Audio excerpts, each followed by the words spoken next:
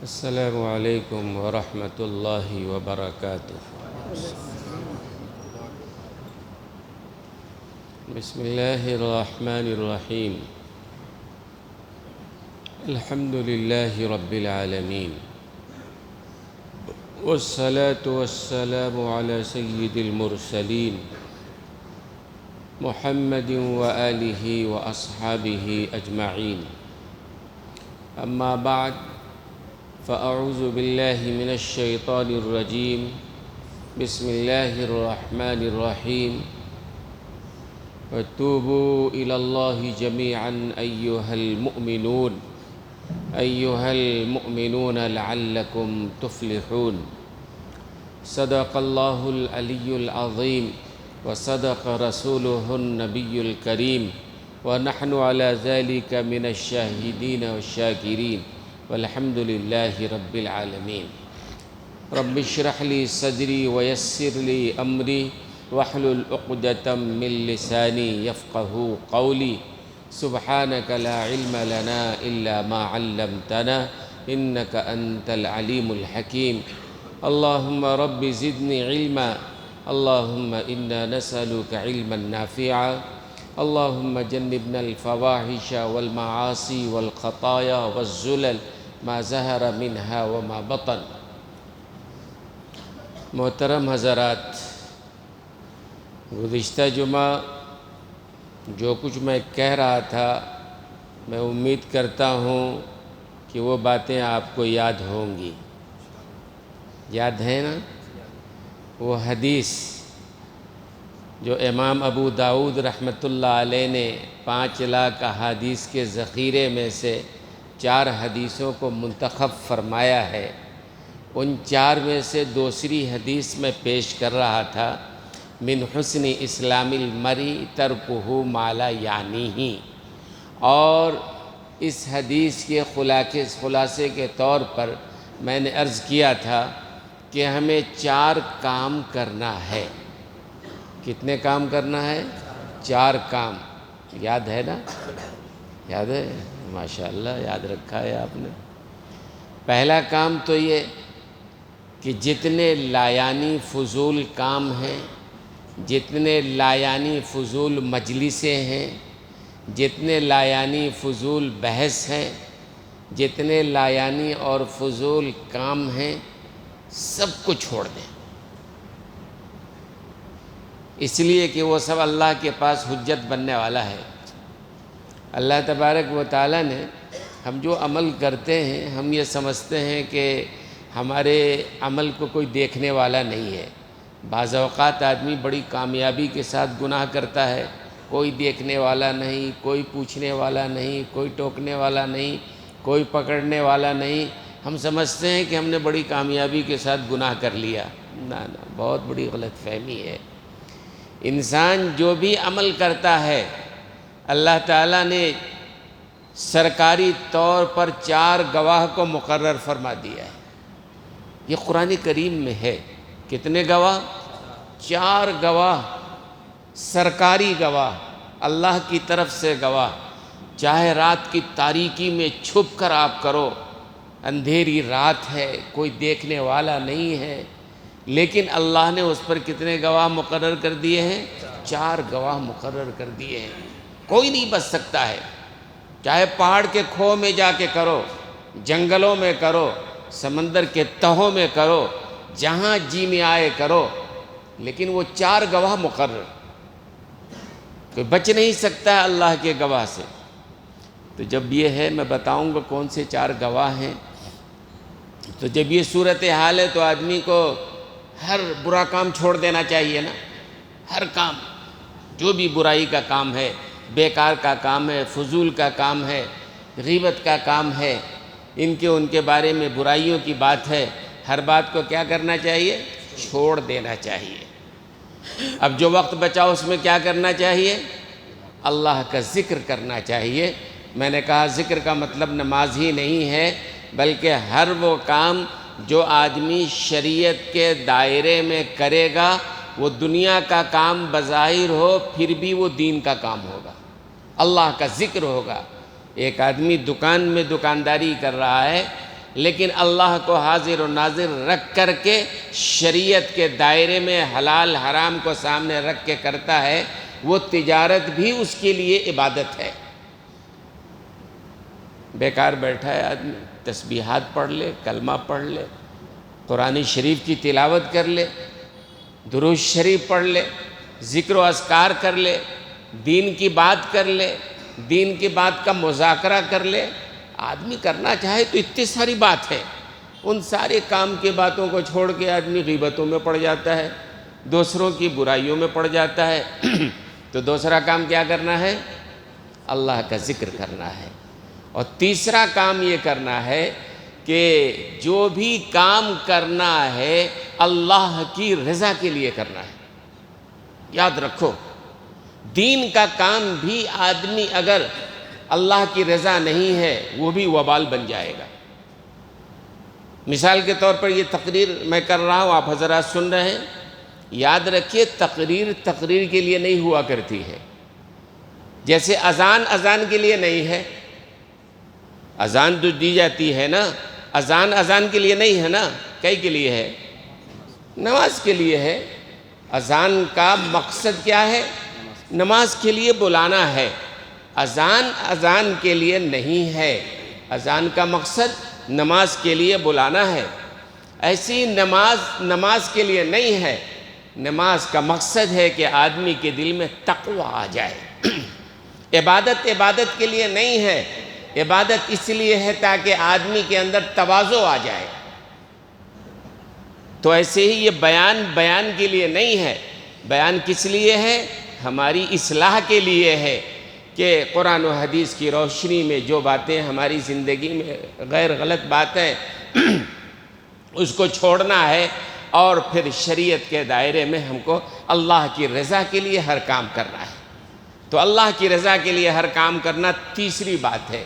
اور چوتھی بات یہ ہے کہ اپنے پچھلے اگلے ہر بات، ہر برائی، ہر گناہ سے توبہ کرنا ہے۔ کیوں توبہ کرنا ہے؟ میں نے کہا نا کہ توبہ اس لیے بھی ضروری ہے، اور آج میں سمجھانا چاہتا ہوں اطمینان سے کہ توبہ کیوں ضروری ہے، اور توبہ کسے کہتے ہیں، توبہ کی حقیقت کیا ہے، میں عرض کروں گا۔ لیکن پہلے آپ یہ سمجھیے کہ توبہ کیوں ضروری ہے۔ توبہ اس لیے ضروری ہے کہ آدمی جب گناہ کرتا ہے تو 4 سرکاری گواہ اس کے اوپر متعین ہو جاتے ہیں۔ بچنے کی کوئی شکل ہی نہیں ہے، چاہے جتنا چھپ کے گناہ کرو، دنیا میں کوئی بھی دیکھنے والا نہ ہو، لیکن پھر بھی 4 سرکاری گواہ۔ قرآن کریم سے آپ سمجھیے، قرآن کریم میں لیجئے، پہلا گواہ یومئذ تحدث اخبارہا، سورہ زلزال کی آیت ہے۔ اس آیت کریمہ کا ترجمہ یہ ہے کہ قیامت کے دن زمین اپنے تمام خبروں کو اللہ کے سامنے پیش کر دے گی۔ اس سے مراد کیا ہے؟ مفسرین کرام نے فرمایا کہ حضور اکرم صلی اللہ علیہ وسلم نے فرمایا سورہ زلزال کی اس آیت کریمہ کے ضمن میں کہ بندہ جو بھی اس دنیا میں اس زمین پر جو بھی عمل کرتا ہے، برا کر رہا ہو یا اچھا کر رہا ہو، یہ زمین اللہ کے سامنے بیان کرے گی۔ بچنے کی کوئی شکل ہے؟ جیسے آج کل وہ کیمرے لگا دیے جاتے ہیں، مسجدوں میں بھی، مدرسوں میں بھی، مندروں میں بھی، گھروں میں بھی، دکانوں میں بھی، ہر جگہ کیمرے لگے ہوئے ہیں نا۔ ہر ایک چیز کو وہ اتار رہا ہے، ہر ایک تصویر کو اتار رہا ہے، اور بعض اوقات بڑے بڑے چور ڈاکو اسی سے پکڑے جاتے ہیں، اسی لیے کیمرہ بہرحال ہر چیز کو نوٹ کر رہا ہے۔ تو ایسے ہی اللہ تبارک و تعالیٰ نے فرمایا کہ آدمی جب کوئی گناہ کرتا ہے، کوئی دیکھے نہ دیکھے، زمین تو نوٹ کرتی چلی جا رہی ہے، اور اللہ نے اس کو متعین کیا اس کام کے لیے۔ قیامت کے دن یہ زمین آ کے کہے گی، اے اللہ میرے اوپر اس بندے نے زناکاری کیا تھا، میرے اوپر بدکاری کیا تھا، میرے اوپر غیبتیں کی تھی، میرے اوپر تیری نافرمانیاں ہوئی تھی، اور کوئی سجدہ کر رہا ہے تو وہ بھی کہے گا، اے اللہ میرے اوپر اس نے سجدہ کیا ہے۔ تو پہلا سرکاری گواہ یہ زمین ہے، زمین سے بچ کے آپ کہاں جاؤ گے؟ اور دوسرا سرکاری گواہ جو ہے نا، سورہ یاسین میں اللہ نے فرمایا الیوم نختم علی افواہہم وتکلمنا ایدیہم وتشہد ارجلہم بما کانوا یکسبون۔ دوسرا سرکاری گواہ، یہ ہمارے اعضاء خود ہمارے خلاف گواہی دیں گے۔ سورہ یاسین میں اللہ نے فرمایا کہ قیامت کے دن اللہ زبان پر مہر لگا دیں گے، زبان نہیں بولے گی قیامت کے دن، ہماری آنکھیں بولیں گی، ہمارے یہ کان بولیں گے، ہے نا، ہمارے ہاتھ بولیں گے، ہمارے پاؤں بولیں گے۔ یہ اللہ فرما رہے ہیں سورہ یاسین میں ہے الیوم نختم علی افواہہم، کہ ہم منہ پر تو مہر لگا دیں گے، اس دن آدمی منہ سے نہیں بولے گا، اعضاء گواہی دیں گے۔ ہمارے اعضاء جو ہمارے ساتھ ہیں، ہماری مرضی کے مطابق کام کر رہے ہیں، کل قیامت کے دن یہی اللہ کے لیے سرکاری گواہ بنیں گے۔ یہ ہماری آنکھیں کہیں گی اے اللہ اس بندے نے آنکھ کا غلط استعمال کیا تھا، اس بندے نے بدنظری کیا تھا۔ یہ ہمارے کان کہیں گے اے اللہ اس نے اس کان سے گانے سنے تھے، اس نے غیبت سنا تھا، تمام برائیوں کو یہ ہمارے اعضاء خود، ہمارے ہاتھ یہ کہیں گے کہ اس نے فلاں جگہ چوری کیا تھا، ڈاکہ ڈالا تھا، قدم کہیں گے فلاں جگہ پہ غلط جگہ پہ استعمال کیا تھا۔ تو یہ ہمارے اعضاء، آدمی اپنے اعضاء سے کہیں بھاگ نہیں سکتا نا۔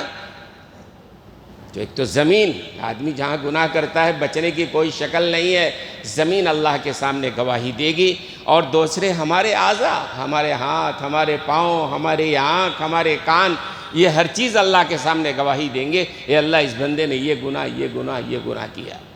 دو سرکاری گواہ اور پکے گواہ۔ اور تیسرے سرکاری گواہ قرآن کریم میں ہے سورہ انفطار میں، کرامن کاتبین یعلمون ما تفعلون، کہ اللہ تعالیٰ نے ہر آدمی کے کندھے پہ کرامن کاتبین کو بٹھا رکھا ہے۔ قرآن کریم میں، حدیث کی بات بھی نہیں ہے، قرآن میں ہے۔ اللہ فرما رہے ہیں کہ ہم نے ہر بندے کے کندھے پہ کیا کیا ہے؟ کرامن کاتبین کو بٹھا رکھا ہے۔ وَإِنَّ عَلَيْكُمْ لَحَافِظِينَ،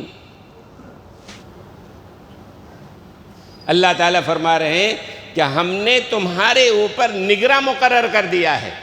اِنَّ عَلَيْكُمْ لَحَافِظِينَ کا ترجمہ ہوگا کہ بے شک ہم نے تمہارے اوپر نگراں متعین کر دیا ہے۔ وہ نگراں کون ہے؟ کرامن کاتبین، یہ دو فرشتے ہمارے کندھوں پر بیٹھے ہیں، کاتبین لکھتے چلے جا رہے ہیں، یعلمون ما تفعلون، اور ہمارے اعمال کا رپورٹ تیار کرتے چلے جا رہے ہیں۔ یہ قرآن میں ہے۔ تین سرکاری گواہ ہو گئے نا۔ یہ فرشتے تو الگ نہیں ہوتے نا، ہم چاہے کچھ بھی کر رہے ہیں یہ تو نوٹ کرتے چلے جا رہے ہیں، خاموشی کے ساتھ ہر بات کا ریکارڈ کرتے چلے جا رہے ہیں۔ زمین گواہی دینے کو تیار ہے، ہمارے اعضاء ہمارے خلاف گواہی دینے کے لیے تیار ہیں، بچنے کی کوئی شکل ہے؟ اور چوتھا سرکاری گواہ وَإِذَا الصُّحُفُ نُشِّرَتْ، انسان کے نامہ اعمال جو ریکارڈ تیار ہو رہا ہے نا، نامہ اعمال کے اندر ہر بات لکھی ہوگی، اور قیامت کے دن ہوا چلے گی اور اس ہوا کے ذریعے ہر آدمی کے ہاتھ میں نامہ اعمال آ جائے گا۔ آدمی اپنے نامہ اعمال کو پڑھے گا اور کہے گا مالی حاضل کتاب لا یغادر صغیرۃ ولا کبیرہ الا احصاها، اس نامہ اعمال کو کیا ہو گیا ہے بھائی؟ دنیا میں ہم نے مذاق کے طور پر بھی کوئی بات کہا ہے، وہ بھی اس کے اندر موجود ہے۔ نامہ اعمال، ہمارا ریکارڈ تیار ہو رہا ہے، ہمارے خلاف گواہ تیار ہو رہا ہے۔ اِنَّ عَلَيْكُمْ لَحَافِظِينَ، اللہ نے فرشتے کو مقرر کر دیا ہے، لہذا وہ ہمارے لیے جو ہے ہر چیز تیار کر رہے ہیں، رپورٹ تیار کر رہے ہیں۔ ہمارے اعضاء قیامت کے دن ہمارے خلاف گواہی دینے والے ہیں۔ یہ زمین کا ٹکڑا ہمارے خلاف گواہی دینے والا ہے، ہمارے موافقت میں بھی دے گا۔ اگر ہم نے سجدے کیے، ہم نے عبادت کی ہے، ہم نے نمازیں پڑھی، جو بھی کیا ہے، اچھا ہو یا برا ہو، یہ چار سرکاری گواہ تیار ہو جاتے ہیں۔ تو جب چار سرکاری گواہ تیار ہو گئے تو اس کا حل کیا ہے؟ کیسے بچیں گے اللہ؟ کیسے بچیں گے بھائی؟ بڑی پریشانی کی بات ہے نا، اس لیے کہ انسان تو گناہوں سے بچ نہیں سکتا ہے، انسان سے تو گناہ ہونا ہی ہونا ہے، بچیں گے کیسے؟ تو اس کے بچنے کی شکل یہ اللہ نے فرمائی کہ بھئی یہ توبہ جو ہے نا، توبہ اگر صحیح طور پر کیا جائے 4 کام میں ایک کام وہ بھی ہے نا کہ آدمی اپنے تمام کاموں سے توبہ کرے، تمام برائیوں سے توبہ کرے. تو توبہ وہ کام ہے کہ جس کی وجہ سے یہ چاروں سرکاری گواہ اللہ ختم فرما دیتے ہیں. آدمی سچے دل سے توبہ کرے تو توبہ کیسے وہ سمجھو پہلے آپ، اور اس سے پہلے آپ یہ سمجھو کہ بندہ یہ 4 گواہ جو تیار ہو گئے نا، اگر آدمی صحیح طور پر توبہ کرتا ہے، اذا تاب العبد انسى اللہ الحفظ جنوبہ، کہ بندہ جب صحیح طور پر توبہ کرتا ہے تو اللہ تعالیٰ یہ جو فرشتے کندھوں پر بٹھا رکھے ہیں نا اللہ نے، فرشتوں کے ذہن سے بھی اللہ ان باتوں کو مٹا دیتا ہے. وَأَنْسَى ذَلِكَ جَوَارِحَهُ، حدیث میں ہے کہ اللہ تعالیٰ ہمارے اعضاء سے بھی ان گناہوں کو مٹا دیتا ہے. اور حدیث میں ہے کہ اللہ تعالیٰ نامہ اعمال سے بھی ان گناہوں کو مٹا دیتا ہے. ذَلِكَ أَنْسَى جَوَارِحَهُ وَمَعَالِمَهُ مِنَ الْأَرْضِ، فرشتوں کے ذہن سے بھی اللہ مٹاتا ہے. اللہ فرشتوں کے ذریعے نہیں مٹواتا ہے. اذا تاب العبد، بندہ جب صحیح معنوں میں توبہ کرتا ہے تو اللہ خود جو ہے وہ فرشتوں کے ذہن سے مٹا دیتا ہے. اور اللہ کیا کرتا ہے؟ زمین سے مٹا دیتا ہے. اللہ نامہ اعمال سے مٹا دیتا ہے. حتی یلقى اللہ ولیس علیہ شاہد من اللہ بذنب، اس حال میں اللہ سے بندہ ملے گا، توبہ کرنے والا بندہ، کہ پھر اس کے اوپر کوئی گناہ کا کوئی سرکاری گواہ موجود نہیں ہوگا. کوئی گواہ نہیں ہوگا. مٹانے والا کون ہوگا؟ اللہ خود مٹائے گا. حکیم الامت مجدد ملت رحمت اللہ علیہ فرماتے ہیں کہ اللہ نے جو بندہ سچے دل سے توبہ کرتا ہے تو مٹانے کے لیے فرشتوں کو بھی اللہ نہیں کہتا ہے. فرشتوں کے ذریعے اللہ مٹواتا تو قیامت کے دن فرشتے تانا دے سکتے تھے کہ تم تھے تو نالائق، ہم نے مٹا دیا تھا. اللہ نے کہا نہیں، اللہ نے ڈائریکٹ خود مٹایا. اللہ نے اب اذا تاب العبد، بندہ جب صحیح طور پر توبہ کرتا ہے، انسى اللہ الحفظ، اللہ خود مٹاتا ہے، کوئی گواہ نہیں. اور حکیم الامت رحمت اللہ علیہ کہتے ہیں دیکھو دنیا کی عدالتوں میں کیا ہوتا ہے، کوئی بادشاہ ہے، کوئی ملک کا صدر ہے، کسی کو پھانسی کی سزا ہو گئی ہے، کوئی اور بڑی سزا ہو گئی ہے، اگر بادشاہ یا صدر اگر اس گناہ کو معاف بھی کر دے پھر بھی اس کا ریکارڈ محفوظ رکھا جاتا ہے. سپریم کورٹ میں، ہائی کورٹ میں، عدالتوں میں اس کا ریکارڈ باقی رکھا جاتا ہے. یہ مجرم تھا، پھانسی کے قابل تھا، بادشاہ نے معاف فرما دیا. تو دنیا کی عدالتیں معاف کرنے کے بعد بھی ریکارڈ کو محفوظ رکھتی ہیں. لیکن اللہ کا معاملہ یہ ہے کہ بندہ اللہ کی نافرمانی کرتا ہے، بڑے سے بڑا گناہ کرتا ہے، لیکن سچے طور پر توبہ کرتا ہے، اللہ تعالیٰ خود تمام چیزوں کو خود مٹا دیتا ہے. فرشتوں کی مدد بھی نہیں لیتا ہے بلکہ اللہ خود مٹاتا ہے. لیکن اس کے لیے ضروری کیا ہے کہ توبہ صحیح طور پر ہو، توبہ کی طرح ہو. ایسا نہیں کہ بس چلو ٹھیک ہے ہم نے توبہ کر لیا، نہیں، توبہ کی طرح ہو. اور حضرات مفسرین کرام نے لکھا ہے، توجہ ہے نا بھائی، یہ توبہ کے لیے بہت اہم ضروری بات میں عرض کر رہا ہوں. اللہ نے ایک ایسی چیز عطا فرما دی ہے نا کہ بندہ اس پر عمل کرے تو پھر اس کے سارے مسائل انشاءاللہ حل ہے. استغفار کرنے والا، توبہ کرنے والا کبھی نامراد نہیں ہوتا ہے. بار بار توبہ کرو، ہے نا. جب تک اللہ تبارک و تعالیٰ نے آنکھیں دی ہیں آنسو بہا لیجئے. اللہ نے جب تک زبان دی ہے اللہ سے توبہ کر لیجئے. ایک وقت آئے گا آنکھیں بھی بند ہو جائیں گی، زبان بھی بند ہو جائیں گی. اس سے پہلے بار بار توبہ کرتے رہیے. توبہ کیا ہے؟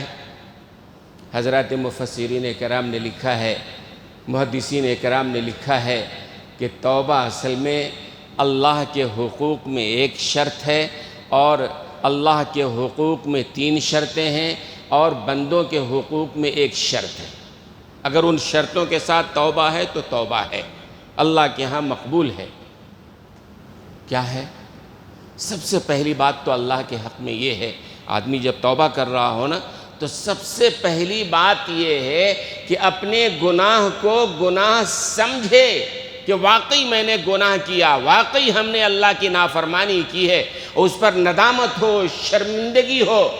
بات سمجھ میں آ رہی ہے؟ توبہ کے صحیح ہونے کے لیے سب سے پہلی شرط ہے وہ ہٹ دھرم نہ ہو، بلکہ واقعی ندامت ہو، شرمندگی ہو، اللہ ہمارا خالق، ہمارا مالک، رزق دینے والا، اس کی نافرمانی ہم سے ہو گئی ہے، لہذا اللہ وہ آدمی جو ہے اپنے گناہوں کو سامنے رکھ کر سچے دل سے اس پر نادم ہو، شرمندہ ہو۔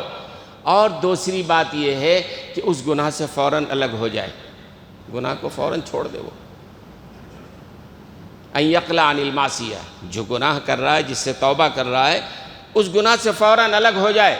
وہ گناہ بھی کر رہا ہے، توبہ کر رہا ہے، تو علماء نے لکھا ہے یہ توبہ بھی گناہ ہے، اور اس توبہ سے بھی توبہ کرنے کی ضرورت ہے۔ بھئی اللہ کا تو مذاق نہیں بنا سکتے ہو نا، آپ گناہ بھی کر رہے ہو، توبہ کر رہے ہو، لہذا آدمی فوراً اس گناہ سے الگ ہو جائے۔ چلو پہلے جو برائی تھی زندگی میں آدمی اس کو چھوڑے اور دل میں واقعی نادم و شرمندہ ہو۔ اور تیسری بات یہ ہے کہ اللہ کے حق میں ان یعزم عزما جازما اللہ یعود الیہا، کہ آئندہ نہ کرنے کا پکا عزم و ارادہ ہو، آئندہ ہم اس گناہ کو نہیں کریں گے، توبہ کرنے کے وقت یہ پختہ ارادہ ہو۔ ہاں آئندہ اگر وہ ارادہ ٹوٹ جائے کوئی فرق نہیں پڑے گا، آئندہ پھر توبہ کر لو، لیکن جس وقت آپ توبہ کر رہے ہو پکا ارادہ ہونا چاہیے، چاہے جیسے بھی حالات آ جائیں ہم کو اپنے توبہ کو نہیں توڑنا ہے۔ تو پہلی بات تو یہ کہ ماضی میں جو گناہ کیا آدمی اس سے نادم ہو، شرمندہ ہو، حال میں آدمی اس گناہ کو چھوڑنے کا ارادہ کر لے اور آئندہ نہ کرنے کا پختہ عزم و ارادہ کر لے، یہ تو اللہ کے حق میں ہے۔ اور بندے کے حق میں یہ ہے، کسی بندے کا مال اگر کسی نے دبا لیا ہے، وہ اللہ سے توبہ کرنے سے معاف نہیں ہونے والا ہے۔ جس بندے کا مال دبایا ہے یا تو جا کے ادا کرو یا اس سے معافی مانگو۔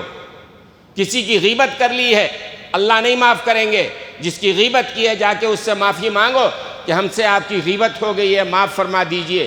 جس کا حق متعین ہو گیا ہے، حقوق العبد میں بندے کے حق میں توبہ کے لیے شرط ہے اس بندے سے، متعلق بندے سے معافی مانگنا یا اس کا حق ادا کرنا۔ کلیئر بات تو سمجھ میں آ گئی نا؟ بندے کے حق میں صرف ایک کہ آپ اس سے معافی مانگ لو، اس کا حق ادا کر لو، اور اللہ کے حق میں شرط توبہ صحیح ہونے کے لیے تین، ایک تو اس گناہ سے الگ ہو جائے، دوسرے یہ کہ آدمی اپنے گناہ پر نادم و شرمندہ ہو، اور تیسری بات یہ ہے کہ آئندہ گناہ نہ کرنے کا پختہ عزم و ارادہ کرے، ہے نا؟ اس طرح جب آدمی توبہ کرے تو چاہے جتنا بڑا گناہگار ہو اللہ اس کے گناہ کو معاف فرما دیتا ہے۔ بار بار توبہ کرتے رہیے، اتنی بار توبہ کیجئے کہ شیطان خود کہے کہ آخر میں کیا کر رہا ہوں، میں کوشش کر کے گناہ کراتا ہوں اور یہ توبہ کر کے معاف کرا لیتا ہے، خود مایوس ہو جائے۔ تو اس طرح بہرحال توبہ کرنا ہے، یہ شرط ہے توبہ کے لیے۔ اس طرح جب کوئی بندہ توبہ کرتا ہے، اور چار باتیں میں نے کہی تھی یاد ہے نا؟ ایک تو توبہ اس طرح ہو، نمبر دو اپنے دل کو حسد، کینے، بغض سے صاف کرو۔ دل میں حسد نہیں ہونا چاہیے کسی کے لیے، بغض نہیں ہونا چاہیے، کینہ پروری نہیں ہونی چاہیے۔ اور میں نے بتایا تھا نا کہ وہ صحابی اللہ کے رسول نے فرمایا جنتی ہیں، جا کے دیکھا تو فرمایا کہ صرف یہ ہے کہ میرے سینے میں کسی کے لیے کینہ نہیں ہے۔ تو دوسری بات، ایک تو صحیح طور پر توبہ ہو، اور دوسری بات کیا کرے، اس کے دل میں حسد، کینہ نہ ہو۔ اور اس کے بعد تیسری بات یہ ہے کہ فاسق و فاجر کے صحبت کو چھوڑ دے۔ وتر میں پڑھتے ہیں نا دعا، نخلو نترکو من یفجرک، اے اللہ فاجر و فاسق کو ہم چھوڑتے ہیں، الگ ہوتے ہیں، تو فاسق و فاجر کو چھوڑ دے۔ اگر نہیں اس کی صحبت چھوڑے گا پھر وہ بار بار گناہ کراتا رہے گا۔ لہذا گناہ کرنے والے انسان، فاسق و فاجر انسان، بری صحبت والے، برے کام والے انسان، آدمی اس کی صحبت کو چھوڑ دے۔ اور اس کے بعد چوتھی بات یہ کہ آدمی اپنی موت کی تیاری کرے، موت کو یاد رکھے۔ جو آدمی اپنے موت کو یاد رکھے گا نا، جو آدمی اپنی موت کو، اپنی آخرت کو یاد رکھے گا نا، بہت سارے گناہوں سے بچ جائے گا۔ احنف ابن قیس ایک بزرگ ہیں، تابعی بزرگ ہیں، حضرت عمر ابن خطاب رضی اللہ تعالیٰ عنہ کے پاس بیٹھے ہوئے ہیں، تو حضرت عمر رضی اللہ تعالیٰ عنہ نے پوچھا احنف ابن قیس تابعی سے، بھئی یہ بتلاؤ جاہل کس کو کہتے ہیں؟ جاہل کس کو کہتے ہیں؟ ہمارے ہاں تو کسی کو جاہل کہہ دیا جائے تو وہ لڑ جاتا ہے، جاہل رہا تو بھی لڑ جائے گا کہ ہم کو جاہل کہہ دیا۔ احنف ابن قیس کیا کہہ رہے ہیں آپ سنو، تابعی بزرگ ہیں، حضرت عمر کے سامنے کہہ رہے ہیں کہ حضرت جاہل وہ ہے جو اپنی دنیا کے لیے اپنی آخرت کو تباہ کر دے۔ کون ہے جاہل انسان؟ جو دنیا کے لیے آخرت کو تباہ کر دے۔ دنیا کمانا ہے، چاہے جیسے کمانا ہے، جہاں سے آنا ہے، چاہے آخرت ہماری تباہ ہو، برباد ہو، حلال ہو، حرام ہو۔ کیا کہا احنف ابن قیس نے؟ یہ آدمی کیا ہے؟ جاہل ہے۔ وہ آدمی جاہل ہے جو اپنی دنیا کے لیے اپنی آخرت کو تباہ کر رہا ہے۔ بھئی حرام کرنے کی ضرورت ہی نہیں، شریعت نے کہا نا، شریعت کے دائرے میں جو بھی کماؤ گے اللہ تعالیٰ اس پر بھی عبادت، حرام کرو گے تب غلط ہو جائے گا۔ تو احنف ابن قیس نے کہا جاہل وہ ہے جو اپنی دنیا کے لیے اپنی آخرت کو تباہ کرے۔ تو حضرت عمر فاروق نے کہا کہ میں آپ کو اجہل نہ بتاؤں کون ہے؟ اجہل جاہل سے بڑا ہوتا ہے، بہت بڑا جاہل۔ جاہل کا مطلب جاہل، اجہل کا مطلب بہت بڑا، مہا جاہل۔ تو احنف ابن قیس نے تو جاہل بتا دیا جو اپنی دنیا کے لیے اپنی آخرت کو تباہ کرے۔ حضرت عمر نے کہا کہ اجہل بتاؤں؟ تو انہوں نے کہا حضرت بتائیے۔ فرمایا کہ اجہل وہ ہے، مہا جاہل، مہا بے وقوف، بدنصیب انسان وہ ہے جو دوسروں کی دنیا کے لیے اپنی آخرت کو تباہ کر لے۔ دوسروں کی دنیا کے لیے، مثال کے طور پر اپنے بچوں کے لیے کماتا چلا جا رہا ہے، حرام حلال کی تمیز نہیں ہے، وہ تو مر کے قبر میں جا کے جواب دینا، ادھر بچے عیش کر رہے ہیں۔ یہ دوسروں کے لیے ہے نا بھائی۔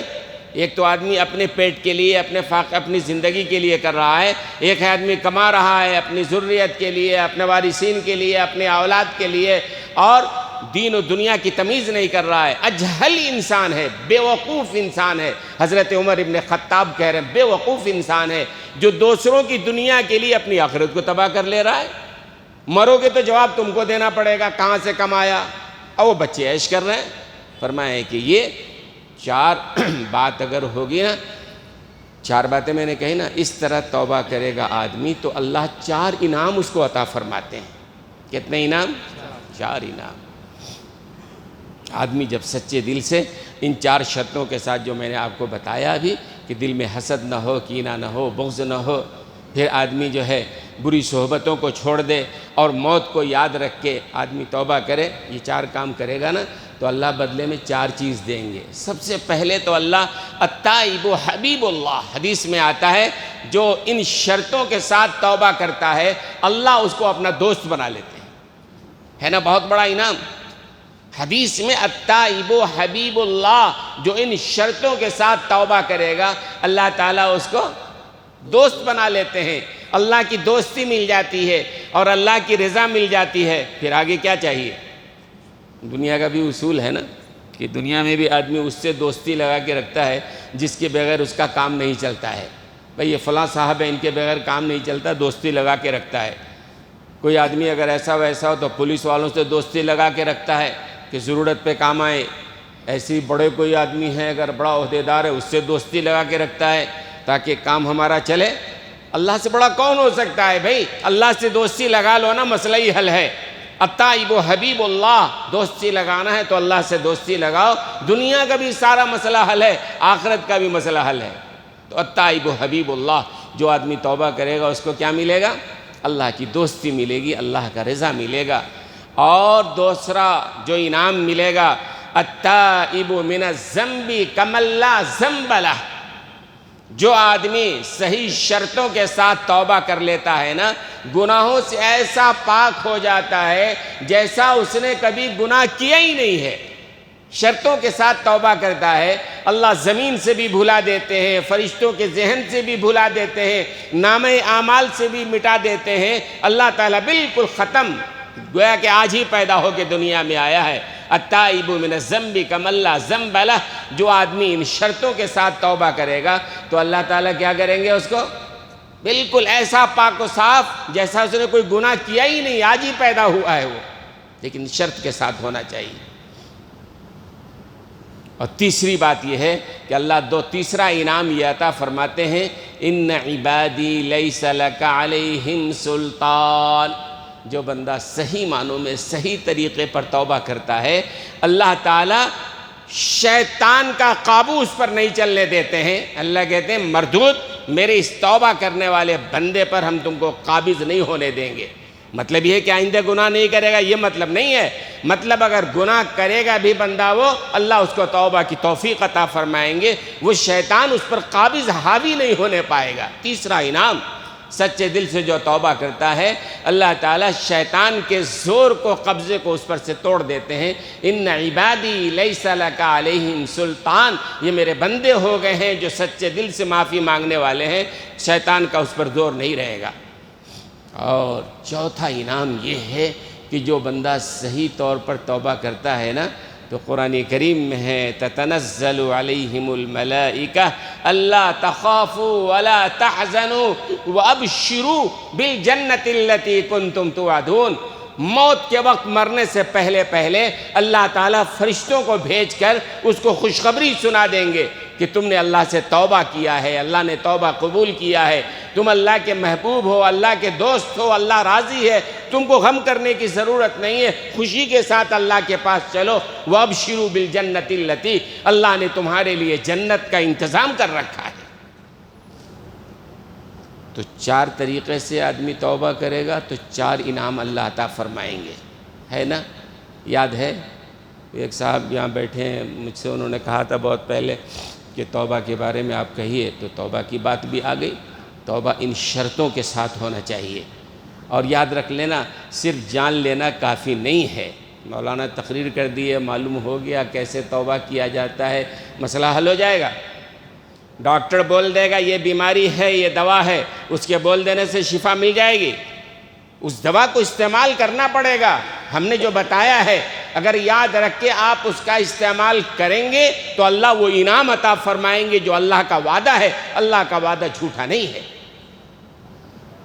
اور اللہ تعالیٰ کیسے مہربان ہیں۔ کہتے ہیں کہ ایک بادشاہ جو تھا اپنے زمانے کے کسی عالم کا بڑا عاشق تھا، بادشاہ ہے اور کوئی بڑے عالم ہیں، اللہ والے ہیں، تو بادشاہ نے ان عالم کو بلایا اور بلا کے کہا کہ حضرت مجھے آپ سے بڑی محبت ہے، میری خواہش ہے کہ آپ ہمارے ساتھ اس محل میں رہتے تو مسئلے مسائل پوچھنا بھی آسان ہوتا، میری خواہش ہے آپ ہمارے محل میں رہیے، یہیں قیام فرمائیے۔ آج اگر کسی عالم کو کوئی بادشاہ، کوئی بڑا صدر کہہ دے کہ ہمارے محل میں آ کے رہیے تو سر کے بل چل کے جائے گا، یہ تو بڑا انعام مل گیا۔ وہ اللہ والے بڑے عالم تھے، انہوں نے بادشاہ سے بھرے دربار میں کہا اچھا بادشاہ سلامت، ایک بات بتائیے، آپ نے مجھے محل میں بلا لیا اور کسی دن آپ نے یہ دیکھا کہ آپ کی جو باندی ہے، آپ کی باندی کے ساتھ میں زنا میں مصروف ہوں، تو آپ کا عمل کیا ہوگا؟ بادشاہ بڑا غصہ ہوا، ایسا نالائق انسان ہے تو کیا سوچ سکتا ہے کہ میری باندی کے ساتھ تو اس طرح زناکاری بدکاری کرے گا؟ میں تو تم کو عالم سمجھ رہا تھا، بڑا نیک سمجھ رہا تھا، متقی، یہ تو کیا بول رہا ہے؟ جب بادشاہ خوب بھڑک گیا، ٹھنڈا ہوا، تو اس عالم نے کہا کہ بادشاہ سلامت، ابھی تو میں نے گناہ نہیں کیا ہے، صرف میں نے پوچھا اگر گناہ کروں تو آپ کا رد عمل کیا ہوگا۔ گناہ نہیں کیا ہے اور آپ اتنا بھڑکتے چلے جا رہے ہیں، پھر اس اللہ کا در چھوڑ کے میں آپ کے در پہ کیوں آؤں جس اللہ کے سامنے میں گناہ کرتا ہوں اور اللہ معاف کر دیتا ہے نا بھائی؟ وہ اللہ کا در کہ چاہے جتنا اللہ کی نافرمانی کرو، لیکن آدمی دل سے اگر توبہ کرتا ہے اللہ اس کے تمام گناہوں کو معاف فرما دیتا ہے۔ بڑے سے بڑا گناہ تمہارے دل میں جو ہو سکتا ہے نا، اللہ معاف کرنے کو تیار ہے۔ فقیہ ابو اللیث سمرقندی رحمۃ اللہ علیہ، ایک واقعہ سنا کے بات ختم کریں گے۔ فقیہ ابو اللیث سمرقندی رحمۃ اللہ علیہ، تنبیہ الغافلین نے کتاب لکھی ہے، لمبا واقعہ ہے، مختصر کر کے میں عرض کروں گا۔ اس میں لکھا ہے کہ حضرت عمر ابن خطاب ایک دن جناب رسول اللہ صلی اللہ علیہ وسلم کی خدمت اقدس میں تشریف لا رہے ہیں، راستے میں دیکھا کہ نوجوان ہے زار و قطار، رو رہا ہے۔ حضرت عمر نے پوچھا بولو بھائی کیا ہوا ہے؟ نہیں حضرت میں نے بہت بڑا گناہ کیا ہے۔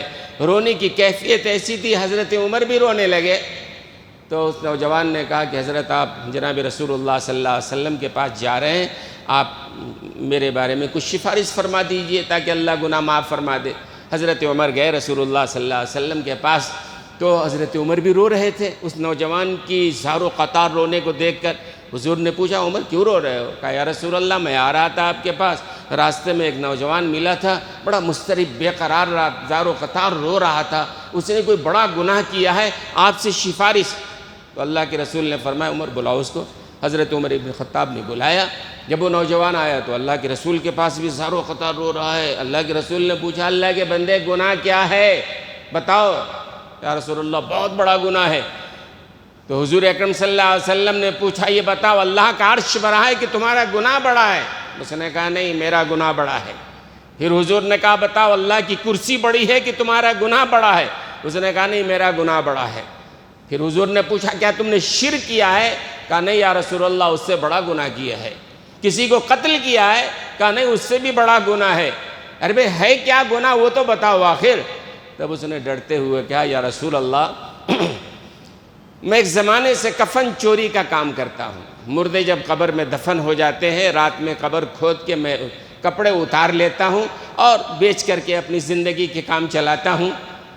اور ابھی کچھ دنوں پہلے انصار کی ایک نوجوان لڑکی مری، اسے دفن کیا گیا، اور میں نے جا کے رات میں جب اس کے کفن کو اتارا اور اتار کے جا رہا تھا شیطان غالب آیا اور میں اس کے ساتھ زنا میں ملوث ہو گیا۔